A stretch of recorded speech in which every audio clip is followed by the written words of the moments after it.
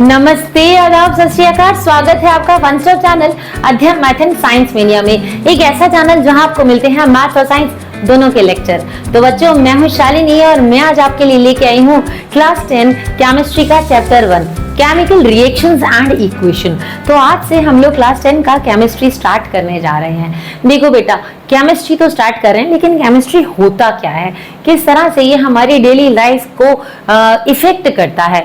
देखो, जब भी हम सब्सटेंसेस के स्ट्रक्चर के बारे में साइंटिफिक स्टडीज करते हैं, या फिर वो सब्सटेंसेस अपने सराउंडिंग में किस तरह से बिहेव कर रहे हैं, या वो सब्सटेंसेस जब एक दूसरे के साथ कंबाइन होते हैं तो क्या होता है, यही तो केमिस्ट्री है।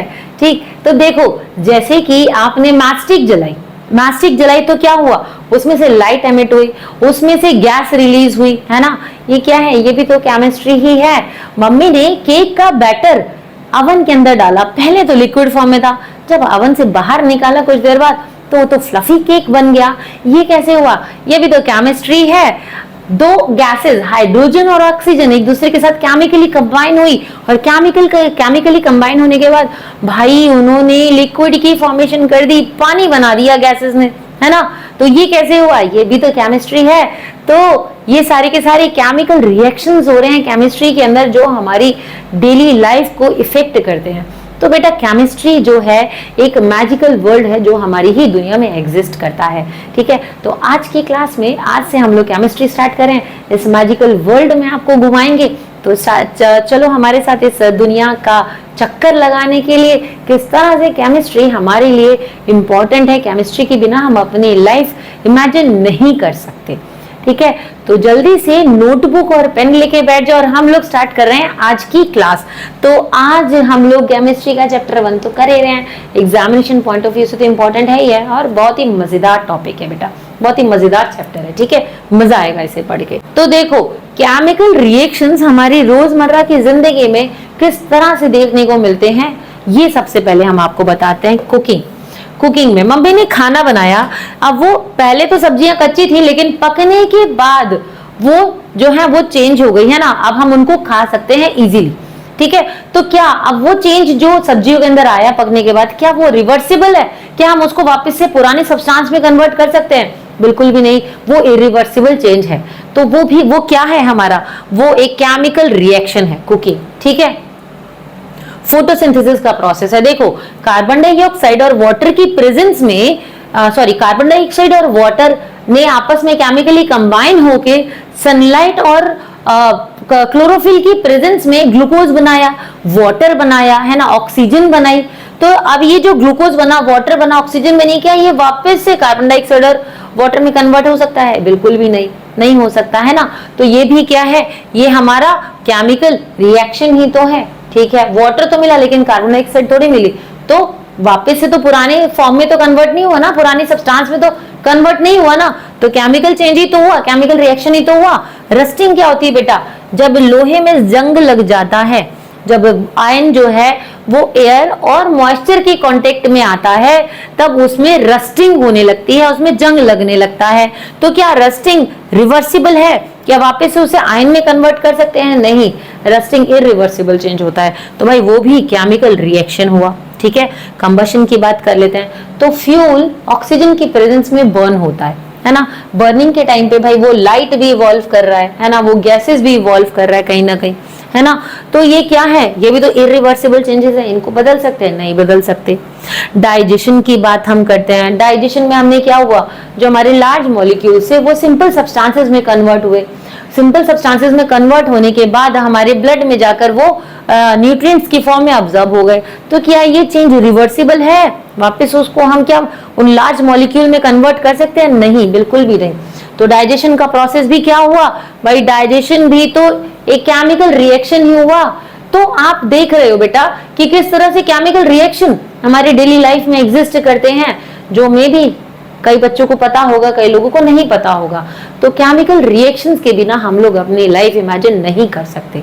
ठीक, तो अब देखो केमिकल रिएक्शन एग्जैक्टली होता क्या, अब ये जान लेते हैं। देखो, जो केमिकल रिएक्शन होता है उसमें दो या दो से ज्यादा सब्सटेंस एक दूसरे के साथ कंबाइन होते हैं, एक दूसरे के साथ जुड़ते हैं, ठीक है, केमिकली, और एक दूसरे के साथ जुड़ने के बाद उनमें वो ट्रांसफॉर्म होते हैं, वो बदलते हैं और एक नया सब्सटेंस फॉर्म करते हैं, एक नई चीज की फॉर्मेशन करते हैं, ठीक है, एक न्यू सब्सटेंस की फॉर्मेशन करते हैं, उसी को हम केमिकल रिएक्शन बोलते हैं। क्या बोला कि अ केमिकल रिएक्शन, देखो बेटा, a chemical reaction involves the transformation of one और मोर केमिकल सब्सटेंसेस, एक या एक से ज्यादा केमिकल सब्सटेंसेस जो हैं वो ट्रांसफॉर्म होंगे और एक नया सब्सटेंस बना देंगे, ठीक है। अब ये जो ट्रांसफॉर्मेशन होता है, इसके अंदर जो नया सब्सटेंस मिलता है बेटा, उसकी प्रॉपर्टीज जो होती हैं वो एंटायरली डिफरेंट होती हैं। जैसे अगर मान लो हमने एक एग्जांपल लिया, हमने लिया कि भाई हमने हाइड्रोजन गैस ली और ऑक्सीजन गैस ली और ये दोनों केमिकली कंबाइन हुई और इन्होंने क्या बना दिया, इन्होंने बना दिया वाटर। अभी आपको ये बिल्कुल नहीं देखना है कि मैम यहाँ 2 क्यों लगाया, हम तो H2 भी ले सकते थे, O भी ले सकते थे। अभी आप सिर्फ बात को समझो। जब आपको केमिकल रिएक्शंस के, जब आपको इक्वेशंस बनानी सिखाई जाएंगी ना, तब ये चीज एकदम क्रिस्टल क्लियर हो जाएगी। अभी एक सिंपल सी बात बोली है कि हाइड्रोजन और ऑक्सीजन केमिकली कंबाइन हुए, दोनों गैसेस कंबाइन हुई और उन्होंने क्या बना दिया, उन्होंने वाटर बना दिया, ठीक है। तो हमको क्या दिख रहा है भाई इसकी प्रॉपर्टीज डिफरेंट हुई नहीं हुई, है ना। तो केमिकल रिएक्शन तो हुआ ना केमिकल रिएक्शन। देखो की कैरेक्टरिस्टिक्स हम लोग देख लेते हैं केमिकल रिएक्शन से, तो आपको बहुत अच्छे से ये चीज समझ आ जाएगी। सबसे पहला हमने क्या देखा कि भाई जो प्रॉपर्टीज थी वो चेंज हुई। केमिकल रिएक्शंस के टाइम पे जो हमारे पास सब्सटेंसेस थे वो न्यू सब्सटेंस में कन्वर्ट हो गए। ये सब्सटेंसेस किस फॉर्म में है बेटा, ये सब्सटेंसेस हमारे गैसेस की फॉर्म में है और जब ये एक दूसरे के साथ मिले, एक दूसरे के साथ कंबाइन हुए तो इन्होंने एक लिक्विड की फॉर्मेशन कर दी, है ना, एक लिक्विड की फॉर्मेशन कर दी। तो ये दोनों क्या है, ये दोनों रिएक्टेंट्स हैं और इन्होंने क्या बना दिया, एक नया प्रोडक्ट बना दिया। अभी रिएक्टेंट प्रोडक्ट बताएंगे, ठीक है, न्यू सब्सटेंस बना दिया। तो इसकी जो प्रॉपर्टीज हैं वो डिफरेंट है, चलो ठीक है।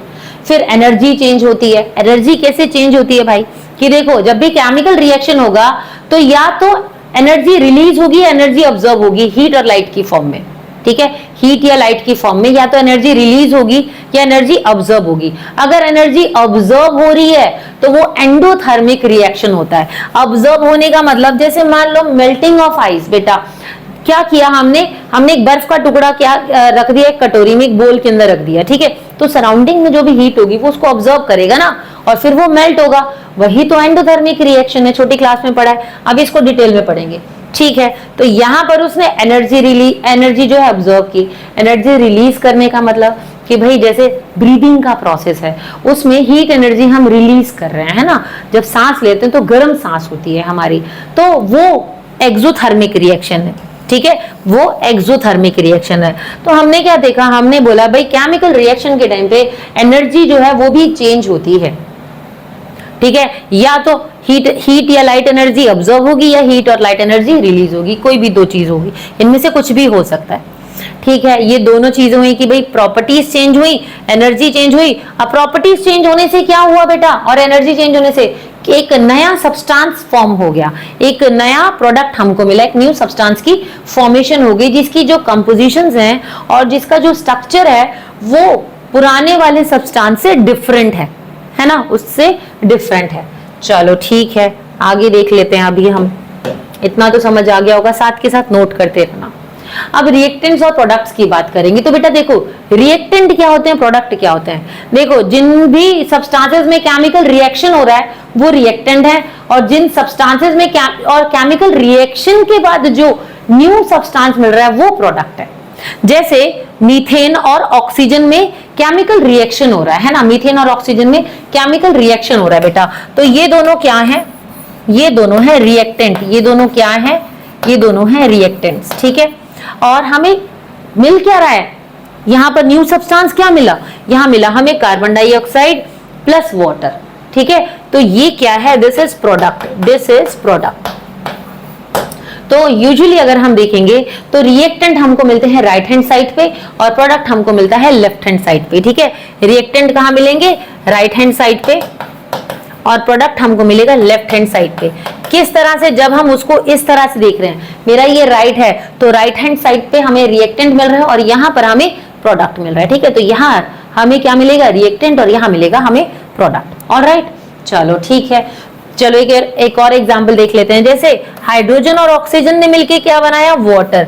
तो बेटा हाइड्रोजन और ऑक्सीजन क्या है, ये है रिएक्टेंट, ठीक है, और वाटर क्या है, ये है प्रोडक्ट। ठीक है, एक और एग्जांपल देख लेते हैं, जैसे जिंक और हाइड्रोक्लोरिक एसिड जब आपस में केमिकली कंबाइन हुए तो ये दोनों क्या है, ये दोनों रिएक्टेंट हैं।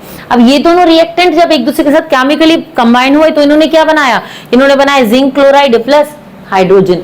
ठीक है, तो जिंक क्लोराइड और हाइड्रोजन ये क्या है हमारा, ये है प्रोडक्ट। ऑलराइट, तो रिएक्टेंट्स हमेशा राइट हैंड साइड पे मिलेंगे और प्रोडक्ट हमेशा लेफ्ट हैंड साइड पे।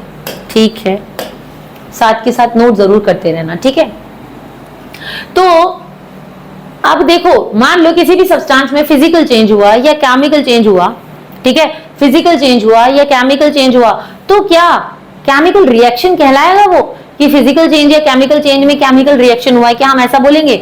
तो इसके लिए पहले हम बात कर लेते हैं कि भाई फिजिकल चेंज क्या होता है और केमिकल चेंज क्या होता है। उसके बाद आप ही बताना कि मैम, फिर आप बताना कि क्या ये बात सच है कि फिजिकल या केमिकल चेंज के टाइम पे हमेशा केमिकल रिएक्शन हुआ है।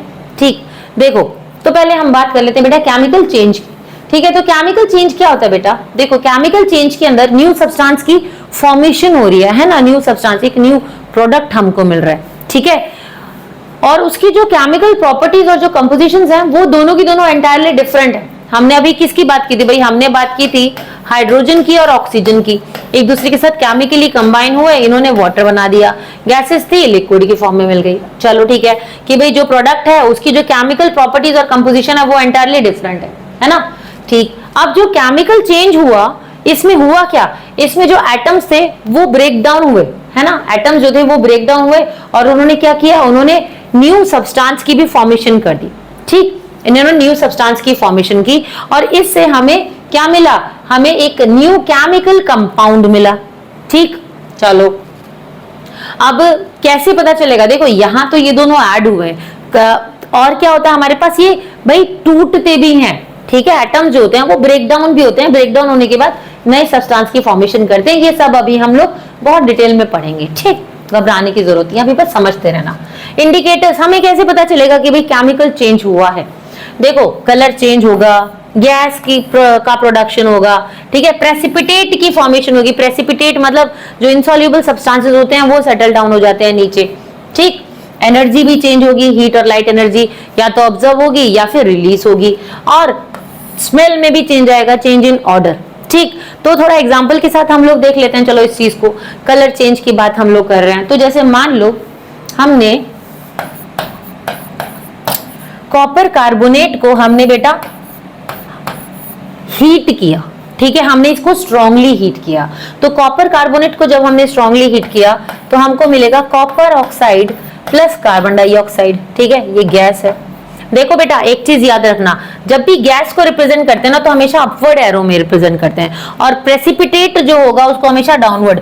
प्रेसिपिटेट क्या होता है? वो इनसॉल्युबल सब्सटेंसेस जो सेटल डाउन हो जाते हैं। जैसे मान लो चॉक और वाटर हमने लिया, चॉक पाउडर को हमने पानी में मिक्स किया तो वो तो इनसॉल्युबल है वाटर में, है ना, तो वो क्या होगा, वो सेटल डाउन हो जाएगा। तो वो जो चॉक पाउडर है वो क्या है, प्रेसिपिटेट की फॉर्म है। आया समझ? तो ये गैसेस को हमेशा अपवर्ड एरो से शो करते हैं, ठीक है, और प्रेसिपिटेट को हमेशा डाउनवर्ड एरो से शो करते हैं। ठीक है, तो अब हमने यहाँ पर क्या देखा, हमने यहाँ देखा कि भाई हमने कॉपर कार्बोनेट को हीट किया, ठीक है, स्ट्रांगली हीट किया, और हीट करने के बाद हमको क्या मिला, copper oxide plus carbon dioxide. अब देखो, कॉपर कार्बोनेट जो होता है बेटा, इसका जो कलर होता है, इसका कलर होता है ग्रीन। इसका कलर क्या होता है, ग्रीन। और जब हमने इसको स्ट्रांगली हीट किया तो हीट करने के बाद ये किसमें कन्वर्ट हो जाएगा बेटा, ये ब्लैक कॉपर ऑक्साइड हमको मिलेगा एज अ रेजिड्यू। ठीक है, ब्लैक कॉपर ऑक्साइड मिलेगा। अब देखो, तीन चीजें हमें दिख रही हैं, एक तो कलर चेंज हुआ है ना, ग्रीन कलर से किसमें कन्वर्ट हो गया, ये ब्लैक कलर में कन्वर्ट हो गया, राइट। अच्छा, और क्या हुआ इसके अंदर, भाई इसके अंदर गैस भी तो रिलीज हुई है, कार्बन डाइऑक्साइड गैस, है ना। देखो गैस भी रिलीज हुई है इसमें, ये देखो, ये कार्बन डाइऑक्साइड गैस। ठीक है, तो यहाँ कलर भी चेंज हुआ, यहाँ गैस का प्रोडक्शन भी हुआ।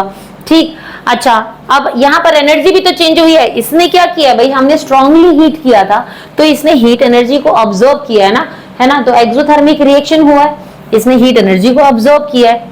ठीक, सॉरी, एंडोथर्मिक रिएक्शन हुआ है, नॉट क्योंकि ऑब्जर्व किया है ना तो एंडोथर्मिक रिएक्शन होगा। तो इसने हीट एनर्जी को ऑब्जर्व किया, एनर्जी भी चेंज हुई है, और कहीं ना कहीं इसमें से एक पंजेंट सी स्मेल आती है। ठीक है, तो इसका ऑर्डर भी चेंज हुआ है, स्मेल भी चेंज हुई है। चलो ठीक है, एक एग्जाम्पल और हम लोग ले लेते हैं बेटा, ठीक है, एक एग्जाम्पल और ले लेते हैं। अब की बार हम लेते हैं कॉपर कार्बोनेट, नहीं कॉपर कार्बोनेट तो ले लिया ना, कॉपर सल्फेट ले लेते हैं, ठीक है, कॉपर सल्फेट, और हम ले लेते हैं चलो हाइड्रोजन सल्फाइड को ले लेते हैं, ठीक है। कॉपर सल्फेट और हाइड्रोजन सल्फाइड को जब हमने ऐड किया, देखो कॉपर सल्फेट एक लिक्विड सॉल्यूशन होता है, कॉपर सल्फेट एक सॉल्यूशन होता है, ठीक है, और जो हाइड्रोजन सल्फाइड होता है बेटा ये गैस होती है। तो जब इस सॉल्यूशन में से इस गैस को पास किया हाइड्रोजन सल्फाइड को, तो हमें एज अ प्रोडक्ट क्या मिला, देखो इसने एज अ प्रोडक्ट हमें दिया कॉपर सल्फाइड, ठीक है, ये प्रेसिपिटेट की फॉर्म होगी कॉपर सल्फाइड, प्लस इसने हमें दिया H2SO4। H2SO4, H2SO4 क्या होता है भाई, देखो H2SO4 हमें सल्फ्यूरिक एसिड भी मिल गया, यहाँ पर कॉपर सल्फाइड भी मिल गया, है ना, एज अ प्रोडक्ट। तो हमने क्या देखा, हमें यहाँ पर सल्फ्यूरिक एसिड मिला, कॉपर सल्फाइड मिला। इसका कलर क्या था पहले, जब हमने इसमें से हाइड्रोजन सल्फाइड गैस को इस सॉल्यूशन से पास किया था, तब उस टाइम पे इसका कलर क्या था बेटा, इसका कलर था ब्लू। उस टाइम पे इसका कलर क्या था, इसका कलर था ब्लू। और जैसे ही हमने इसमें से हाइड्रोजन सल्फाइड गैस को पास किया, हाइड्रोजन सल्फाइड गैस को पास किया, तो हमको क्या मिला, यहाँ पर किस कलर का सब्सटेंस मिला, ब्लैक कलर का, कॉपर सल्फेट। तो ये क्या है, ये सेटल डाउन हो जाएगा, ठीक है, sorry copper sulphide not sulphate, ठीक है। तो हमें क्या मिला यहाँ पर, कॉपर सल्फाइड, ब्लैक कलर का रेजिड्यू है जो सेटल डाउन हो जाएगा, और साथ में हमें मिला sulphuric acid. Alright, sulphuric acid.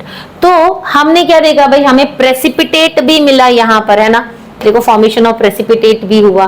तो ये एग्जांपल्स हैं भाई, हमें यहाँ पर पता चल रहा है कि यहाँ पर एक केमिकल रिएक्शन हुआ है, ठीक है। ऑलराइट, तो एग्जांपल्स कुछ देख लेते हैं इसके अंदर। देखो जैसे केमिकल चेंज की हमने बात की, तो रस्टिंग ऑफ आयन, है ना, जब आयन जो है ऑक्सीजन और वाटर के कांटेक्ट में आया बेटा, आयन जब ऑक्सीजन और वाटर के कांटेक्ट में आया तो इसने क्या बनाया, इसने फेरिक ऑक्साइड बनाया, आयन ऑक्साइड की फॉर्मेशन की, है ना, न्यू सब्सटेंस की फॉर्मेशन की। कंबशन ऑफ मीथेन देख लेते हैं भाई, मीथेन गैस को जब हमने ऑक्सीजन की प्रेजेंस में बर्न किया, ठीक है, तो क्या हुआ, हमें कार्बन डाइऑक्साइड और वाटर मिला, ठीक है, कार्बन डाइऑक्साइड और वाटर मिला। Baking a cake where ingredients react to form a new edible product, जैसे कि मान लो, चलो इसको हम देख लेते हैं, केक बेक किया, यानी कि हमें क्या मिल रहा है, हमें मिल रहा है यहाँ पर सोडियम, ठीक है, सोडियम हाइड्रोजन कार्बोनेट को हमने स्ट्रांगली हीट किया, सोडियम हाइड्रोजन कार्बोनेट या सोडियम बाइकार्बोनेट, या इसको बेकिंग सोडा भी कहते हैं, ठीक है। तो सोडियम हाइड्रोजन कार्बोनेट या सोडियम बाइकार्बोनेट को जब हमने स्ट्रांगली हीट किया, बेटा हीट को हमेशा ये ट्रायंगल से रिप्रेजेंट करते हैं, ठीक है, जब हमने इसको स्ट्रांगली हीट किया तो हमको क्या मिलेगा, हमको मिलेगा यहाँ पर sodium carbonate plus water plus carbon dioxide, ठीक है, एज अ प्रोडक्ट हमको क्या मिला, sodium carbonate plus water plus carbon dioxide, ठीक है। तो देखो यहाँ पर सब्सटेंसेस जो हैं, यहाँ पर देखो एटम्स जो हैं वो ब्रेक डाउन हुए हैं और उन्होंने न्यू सब्सटेंस की फॉर्मेशन की है ना। तो ये चेंज भी तो इरिवर्सिबल चेंज है ना। केक बनाया तो क्या होगा, केक हमें फ्लफी फ्लफी सा नजर आता है ना, फूला हुआ नजर आता है, जस्ट बिकॉज ऑफ दिस, ठीक, इसकी वजह से। तो ये सब केमिकल रिएक्शंस हैं जो हमारी डेली लाइफ में एग्जिस्ट करते हैं। ऑलराइट, चलो आगे देख लेते हैं। अब यहाँ पर हमने बात की थी केमिकल चेंज की। केमिकल चेंज में हमने देख लिया था कि भाई केमिकल चेंज में कलर भी चेंज हो रहा है, गैस की प्रोडक्शन हो रही है, न्यू सब्सटेंस भी बन रहा है ना, फॉर्मेशन प्रेसिपिटेट भी फॉर्म हो रहा है, एनर्जी भी चेंज हो रही है और कहीं ना कहीं ऑर्डर भी चेंज हो रहा है, स्मेल भी चेंज हो रही है ना। फिजिकल चेंज के अंदर क्या होता है बेटा, देखो फिजिकल चेंज में जो भी केमिकल सब्सटेंसेस होते हैं, फिजिकल चेंज में जो भी केमिकल सब्सटेंसेस होते हैं वो जब उनमें जब चेंज आएगा तो किसी भी तरह का कोई न्यू केमिकल कंपोजिशन हमको नहीं मिलेगा, ठीक है। यहाँ पर सिर्फ और सिर्फ फिजिकल चेंज होगा, केमिकल चेंज कोई भी नहीं होगा, सिर्फ और सिर्फ फिजिकल प्रॉपर्टीज जो है चेंज होंगी, जैसे कि भाई उसका शेप चेंज हो गया, स्टेट ऑफ मैटर चेंज हो गया, वॉल्यूम चेंज हो गया या डेंसिटी चेंज हो गई, ठीक है। उसमें कोई भी न्यू सब्सटेंस की फॉर्मेशन नहीं होगी, कोई नई चीज बन के नहीं आएगी, सिंपल, ठीक है। तो देखो फिजिकल चेंज के टाइम पे कोई भी नया सब्सटेंस नहीं बन रहा है ना। और ये जो चेंज होता है, देखो केमिकल चेंज जो है वो इरिवर्सिबल है बेटा, केमिकल चेंज इरिवर्सिबल है, यानी कि जो नया सब्सटेंस बन गया वापस से उसको हम पुराने में कन्वर्ट नहीं कर सकते, ठीक है।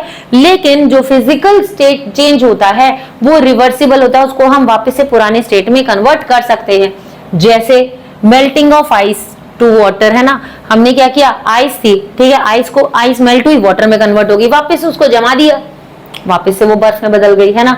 तो ये क्या हुआ, ये तो फिजिकल चेंज हुआ, ठीक है। डिसॉल्विंग शुगर इन वाटर, भाई शुगर ऑलरेडी ग्लूकोज की फॉर्म है ना, तो हमने उसको पानी में घोला तो वो क्या हुआ, ग्लूकोज जो है ग्लूकोज ही तो बन के रहा, है ना, ठीक है। अब हमने क्या किया, एक पेज है उसको हमने फाड़ा, ठीक है, उसको फाड़ दिया, तो फाड़ने के बाद क्या होगा, उसकी फिजिकल प्रॉपर्टीज चेंज हुई है ना, केमिकल प्रॉपर्टीज तो चेंज नहीं हुई ना, वो कागज था, वो कागज है और कागज ही रहेगा फटने के बाद भी। हाँ, ये हो सकता है कागज फट जाता है तो हम उसको चिपका भी सकते हैं, वापस से पुराने में कन्वर्ट कर सकते हैं।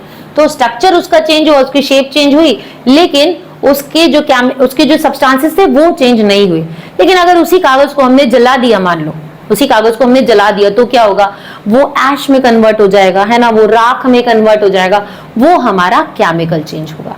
फाड़ना, पेपर को फाड़ना फिजिकल चेंज है, लेकिन पेपर को जलाना केमिकल चेंज है। ऑलराइट, समझ आ गया। चलो, तो कंक्लूजन क्या मिला हमें से, देखो केमिकल रिएक्शंस जो होते हैं ये केमिकल चेंजेस का रिजल्ट है। केमिकल रिएक्शंस केमिकल चेंजेस का, जैसे केमिकल चेंजेस हुए तो केमिकल रिएक्शंस हम बोलेंगे कि भाई केमिकल चेंज हुआ तो केमिकल रिएक्शन हुआ। क्यों, क्योंकि वहां पर न्यू सब्सटेंस की फॉर्मेशन हो गई और वो जो न्यू सब्सटेंस मिला उसकी जो प्रॉपर्टीज हैं बेटा वो डिफरेंट है ओरिजिनल वाले से, ठीक है, तो वहां पर तो केमिकल रिएक्शन हुआ। लेकिन फिजिकल चेंज कभी भी केमिकल रिएक्शन नहीं होता, क्योंकि वहां पर किसी भी नए सब्सटेंस की तो फॉर्मेशन हो नहीं रही है, जो सब्सटेंस था वही सब्सटेंस है ना, और वही रहेगा। तो वहां पर जो फिजिकल फॉर्म है सब्सटेंस की वो चेंज नहीं हुई, फिजिकल फॉर्म जो है वही चेंज हुई है, उसकी केमिकल फॉर्म जो है वो चेंज नहीं हुई है, ठीक है। तो केमिकल रिएक्शन, देखो जब केमिकल चेंज हुआ है सिर्फ और सिर्फ तभी केमिकल रिएक्शन होगा, फिजिकल चेंज में केमिकल रिएक्शन नहीं होता। फिजिकल चेंजेस जो हैं वो हमारे रिवर्सिबल होते हैं, लेकिन केमिकल चेंजेस रिवर्सिबल नहीं होते, ठीक है। तो आई होप आपको ये टॉपिक भी समझ आया होगा। तो चलो अब हम बात कर लेते हैं एक बार कि what is the difference between physical change and chemical change. Physical change में भाई ऑर्डर भी चेंज हो रहा है, स्मेल चेंज हो रही है, अभी हमने पीछे एग्जांपल किया था, है ना, कि भाई ऑर्डर भी चेंज हो रहा है, ठीक है, उसका फिजिकल स्टेट भी चेंज हो रहा है, दूसरा कलर ले लेते हैं, उसका फिजिकल स्टेट भी चेंज हो रहा है, ऑर्डर भी चेंज हो रहा है, फिजिकल स्टेट भी चेंज हो रहा है, उसकी डेंसिटी भी चेंज हो रही है, उसका वॉल्यूम भी चेंज हो रहा है ना, और केमिकल प्रॉपर्टीज जो हैं उसकी लेकिन वो चेंज नहीं होंगी, वो केमिकल प्रॉपर्टी सेम रहेंगी। कागज फाड़ा तो उसका कहीं ना कहीं वॉल्यूम चेंज हो गया ना भाई, उसका अगर हम बात करें कागज फाड़ा या कोई भी चीज, कोई भी एग्जांपल ले लो, हम ले लेते हैं, चलो हमने क्या किया, हमने एक ग्लास में रूह अफ़ज़ा बनाया, ठीक है, तो हमने क्या किया, उसमें खूब सारा रूह अफ़ज़ा डाल दिया। अब हमने क्या किया कि एक और ग्लास लिया, वो थोड़ा सा वो जो रूह अफ़ज़ा वाला पानी था ना हमारा, उसको हमने दूसरे ग्लास में डाला और बाकी हमने वापस से उसमें और वाटर ऐड कर दिया। तो भाई यहाँ पर ये तो फिजिकल चेंज ही हुआ ना, केमिकल चेंज थोड़ी हुआ, वहां पर वॉल्यूम चेंज हो गया थोड़ा सा रूह अफ़ज़ा का, है ना, तो हम ये बोलेंगे उसको वो फिजिकल चेंज है, that is not chemical change, ठीक, क्योंकि उसमें जो हमें प्रोडक्ट मिला है उसकी प्रॉपर्टीज चेंज नहीं हुई है। ऑलराइट, और केमिकल चेंज के अंदर जो केमिकल कंपोजिशंस होती हैं और केमिकल प्रॉपर्टीज होती हैं वो पूरी की पूरी बदल जाती है, ठीक। अच्छा, फिजिकल चेंज के अंदर कोई भी न्यू सब्सटेंस की फॉर्मेशन नहीं होती, केमिकल चेंज के अंदर जो एज अ प्रोडक्ट हमको मिलता है वो एक न्यू सब्सटेंस होता है, ठीक है। अब फिजिकल चेंज के अंदर या तो एनर्जी बिल्कुल भी यूज नहीं होती है, ऑब्जर्व नहीं होती है, या बहुत कम अमाउंट में एनर्जी ऑब्जर्व होती है। अब आप बोलोगे मैम फिजिकल चेंज में एनर्जी क्या ऑब्जर्व हुई, भाई मेल्टिंग ऑफ आइस, है ना, एनर्जी तो ऑब्जर्व की ना उसने, है ना, और बताओ, वैक्स की बात कर लेते हैं, वैक्स मेल्ट हुआ, उसने भी तो एनर्जी ऑब्जर्व की, लेकिन बहुत लेस अमाउंट में, बहुत कम अमाउंट में उसने एनर्जी को ऑब्जर्व किया, ठीक है। ऑलराइट, और केमिकल चेंज के अंदर जो एनर्जी का अब्जॉर्प्शन है या इवोल्यूशन है वो कंसिडरेबल होता है, ठीक है, वो कंसिडरेबल होता है। अच्छा, फिजिकल चेंज टेम्परेरी है, ठीक है, क्योंकि वो रिवर्सिबल है, लेकिन केमिकल परमानेंट है, क्योंकि वो इरिवर्सिबल है। उसको एक बार हो गया, बदल गया, उसको हम लोग बदल नहीं सकते। हम क्या, कोई भी नहीं बदल सकता, ठीक है। जो ओरिजिनल फॉर्म होती है सब्सटेंस की, वो फिजिकल मेथड से हम उसको वापस से ओरिजिनल फॉर्म में ला सकते हैं। कि ओरिजिनल फॉर्म में कैसे ला सकते हैं, जैसे हमने पेपर फाड़ा, ठीक है, तो हम क्या करेंगे, टेप लगा के उसको जोड़ देंगे, है ना, तो फिजिकली हमने उसको ओरिजिनल फॉर्म में लिया है। लेकिन जो ओरिजिनल सब्सटेंसेस होते हैं यहाँ पर सिर्फ और सिर्फ सिंपल फिजिकल मेथड से हमको नहीं मिल सकते।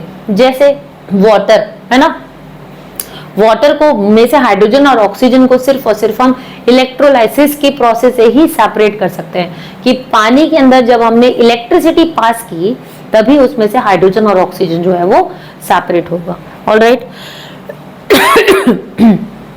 ठीक है। और फिजिकल चेंज अभी हमने बता दिया कि भाई रिवर्सिबल है और केमिकल चेंज इरिवर्सिबल है। तो बेटा ये लिख लेना।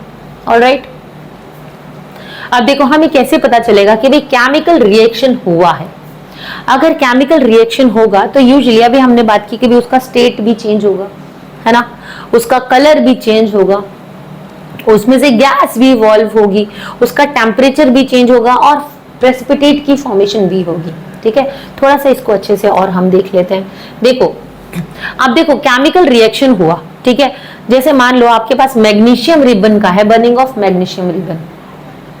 तो बेटा मैग्नीशियम रिबन तो आप देखा होगा आपने, एक मेटालिक रिबन टाइप होता है, मेटल का रिबन होता है, ठीक है। तो क्या करते हैं, जैसे ही वो मैग्नीशियम रिबन को हमने टोंक से होल्ड किया, ठीक है, एक चिमटा टाइप होता है, उससे हम उसे पकड़ेंगे और बंसन बर्नर जो होता है ना, उसके पास उसको जो मैग्नीशियम रिबन है उसको बंसन बर्नर के ऊपर रखेंगे, ठीक है। अब क्या होगा, ये मैग्नीशियम रिबन जो है ये जलने लगेगा। जब ये जलने लगेगा ना, तो इसमें से डेजलिंग लाइट यानी कि व्हाइट कलर की लाइट जो है निकलने लगेगी, जैसे पटाखों में से निकलती है, ठीक है, ऐसी व्हाइट कलर की लाइट जो है इसमें से निकलने लगेगी और यहां से ये बर्न होना स्टार्ट हो जाएगा। और नीचे जो प्लेट है उसके अंदर जो है एज अ प्रोडक्ट हमको क्या मिलेगा, जलने के बाद यहाँ पर हमको एक ऐश लाइक एक मतलब पाउडरी सब्सटेंस मिलता है, पाउडर जैसा सब्सटेंस मिलता है, जो होता है मैग्नीशियम ऑक्साइड, ठीक है।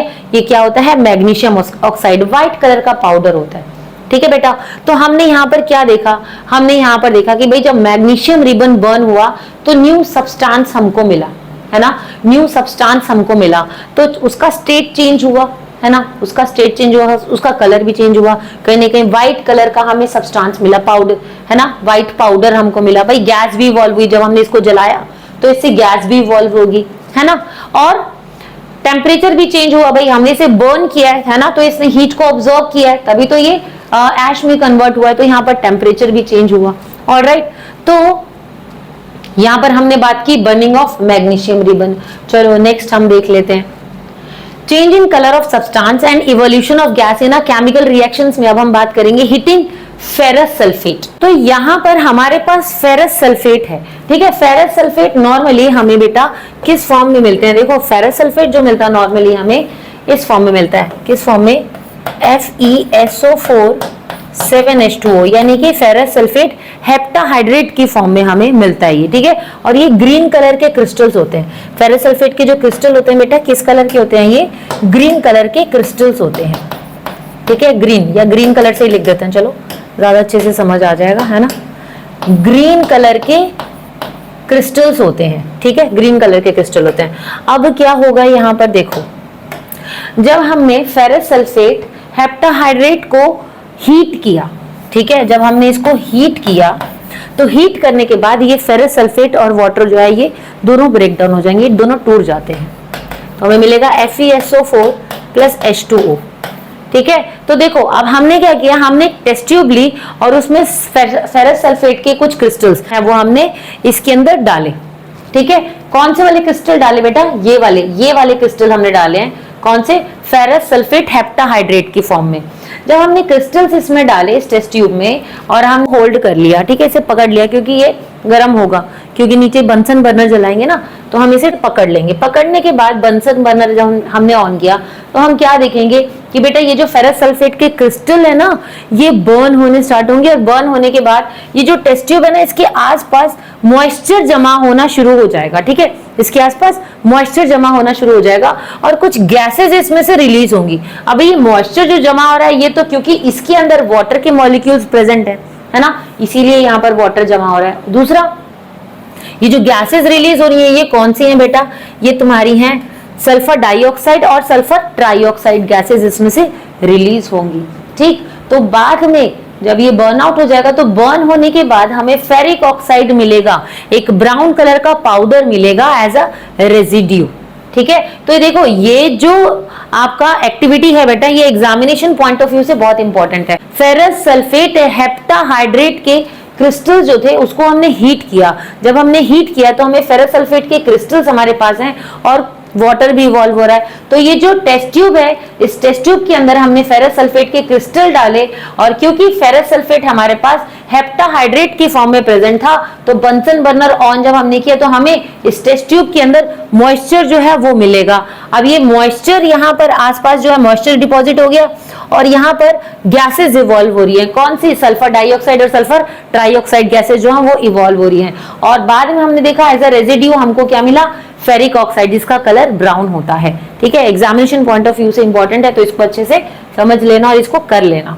ठीक है, चलो हमने अब प्रेसिपिटेट भी बता दिया, हमने क्या क्या बात कर ली, हमने स्टेट भी चेंज किया, मैग्नीशियम रिबन से हमने बताया कि स्टेट चेंज हुआ, कलर भी चेंज हुआ, गैस भी इवॉल्व हुई वहां पर, है ना। यहाँ पर हमें प्रेसिपिटेट भी मिला है। थोड़ा टेम्परेचर की भी बात कर लेते कि भाई टेम्परेचर चेंज होगा तो यहाँ पर हमारे पास कैल्शियम ऑक्साइड रिएक्शन है। ठीक है बेटा, देखो सबसे पहले हमारे पास जो फॉर्म होती है लाइमस्टोन की फॉर्म होती है। वो लाइमस्टोन की फॉर्म क्या होती है बेटा, CaCO3। ठीक है, लाइमस्टोन किस फॉर्म में होता है हमारे पास, Ca। देखो सबसे पहले हमारे पास CaCO3 की फॉर्म में लाइमस्टोन प्रेजेंट होता है, CaCO3। CaCO3 इसको हीट किया जाता है, ये क्या है, लाइमस्टोन। ये क्या है, लाइमस्टोन। ठीक है, इसको और क्या बोलते हैं, इसको बोलते हैं कैल्शियम कार्बोनेट। ठीक है, लाइमस्टोन को जब हम हीट करते हैं तो हीट करने के बाद ये किस में कन्वर्ट हो जाता है बेटा, ये हो जाता है calcium oxide plus carbon dioxide में कन्वर्ट हो जाता है। ठीक है, ये जो कैल्शियम ऑक्साइड है, ये जो कैल्शियम ऑक्साइड है ये हमारा क्विक लाइम होता है। ये क्या होता है बेटा, क्विक लाइम। ठीक है, और उसके बाद ये जो क्विक लाइम है, हमने इस क्विक लाइम को लिया, कैल्शियम ऑक्साइड को लिया और इसको हमने एक बीकर के अंदर डाला। चलो ठीक है, बीकर के अंदर डालने के बाद हमने इसमें कुछ वाटर ऐड किया। जब हमने इसमें वाटर ऐड किया तो हमको क्या मिलेगा, ये जो क्रिस्टल बेटा, ये जो हमारा क्विक लाइम है ना, इसके जो छोटे छोटे पत्थर हैं या जो भी हार्ड सब्सटेंस है ये ब्रेक डाउन होगा वाटर के अंदर। ब्रेक डाउन होने के बाद ये किसमें कन्वर्ट हो जाएगा, कैल्शियम हाइड्रोक्साइड में, यानी कि स्लेक्ड लाइम में कन्वर्ट हो जाएगा। और प्रेसिपिटेट, क्योंकि ये इनसॉल्युबल होता है वाटर में, तो प्रेसिपिटेट की फॉर्म में ये नीचे जो है वो जमा हो जाएगा, नीचे सेटल डाउन हो जाएगा ये जाकर। ठीक है, तो ये क्या है, ये है कैल्शियम हाइड्रोक्साइड। तो हमें इससे क्या मिला, स्लेक्ड लाइम, जिसको कि हम कैल्शियम हाइड्रोक्साइड भी बोलते हैं।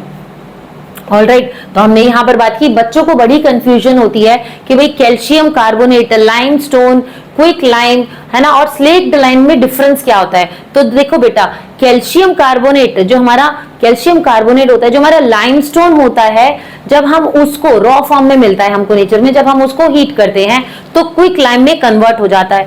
क्विक लाइम और कार्बन डाइऑक्साइड रिलीज करता है वो। ठीक है, तो क्विक लाइम क्या है, CaO प्लस CO2। ठीक है, अब क्विक लाइम में जब हमने वाटर ऐड किया तो वो किस में कन्वर्ट हो गया, स्लेक्ड लाइम में कन्वर्ट हो गया। तो याद कैसे करोगे आप, देखो क्विक लाइम सबसे छोटा अगर फॉर्मूला आप इसके अंदर देखोगे तो 3 फॉर्मूलाज हमारे पास हैं, CaCO3, दूसरा है CaO और तीसरा है हमारे पास CaOH होल ट्वाइस, है ना, CaOH ट्वाइस। तो तीनों में देखो ये आपका लाइमस्टोन है ना, ये हमारा स्लेक्ड लाइम है और ये क्विक लाइम है। क्विक मतलब छोटा, ठीक है, क्विक मतलब जल्दी से। तो एक फॉर्मूला जो जल्दी से खत्म हो जाए वो क्विक लाइम है, CaO हमारा। ठीक है, तो ये याद करने की ट्रिक है। तो क्विक लाइम हो गया CaO, उसके बाद आ गया हमारे पास स्लेक्ड लाइम और उसके बाद आ गया लाइमस्टोन। तो ये डिफरेंस अब आपको आई होप याद रहेगा। ठीक है, चलो ये भी हमने बात कर ली कि भाई यहाँ पर अब क्या हुआ। देखो जैसे ही हमें यहाँ पर स्लेक्ड लाइम मिला, जो हमें यहाँ पर स्लेक्ड लाइम मिला, है ना, कैल्शियम हाइड्रोक्साइड हमको मिला बेटा। यहाँ पर हम ये देखेंगे कि जब हमने इसमें वाटर ऐड किया तो इसका टेम्परेचर जो है वो बढ़ गया, ये गर्म हो जाता है।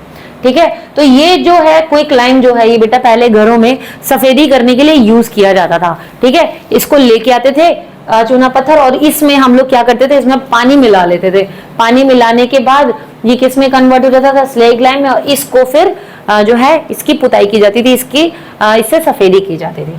ठीक, चलो ये भी इंपॉर्टेंट है, ये भी समझ लेना अच्छे से, ठीक है। उसके बाद बात आ जाती है formation of barium sulphate. Barium sulphate के फॉर्मेशन की हम बात कर रहे हैं। देखो भाई, हमने 2 टेस्ट ट्यूब ली, ठीक है। एक टेस्ट ट्यूब के अंदर हमने सोडियम सल्फेट लिया और एक टेस्ट ट्यूब के अंदर हमने बेरियम क्लोराइड लिया। दोनों व्हाइट कलर के पाउडर होते हैं, ठीक है। एक टेस्ट ट्यूब के अंदर हमने क्या लिया बेटा, देखो एक टेस्ट ट्यूब के अंदर हमने लिया सोडियम सल्फेट, ठीक है, और दूसरे टेस्ट ट्यूब के अंदर हमने लिया बेरियम क्लोराइड।